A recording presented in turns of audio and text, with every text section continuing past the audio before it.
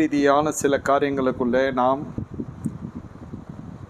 பயிற்சிக்குள்ளே காணப்பட வேண்டும். மனம்தான் எல்லாவற்றுக்கும் ஒரு மூல காரியமாக இருக்கிறது.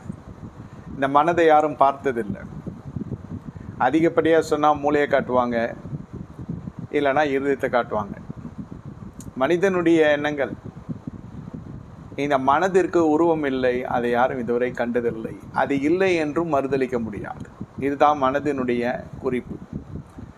டிஃபைன் வாட் இஸ் மைண்ட் அப்படின்னா, உங்கள் மனதை குறித்து குறிப்பு வரைய சொன்னால் உருவம் இல்லை, அதுக்கு பருவம் இல்லை. இந்த மனம்தான் ஒரு மனுஷனை முதுமைக்குள்ளும் நடத்துகிறது, இளமைக்குள்ளும் நடத்துகிறது. இந்த மன அளவிலே எடுக்கிற பயிற்சிகள் தெரிந்து கொள்ள வேண்டும்.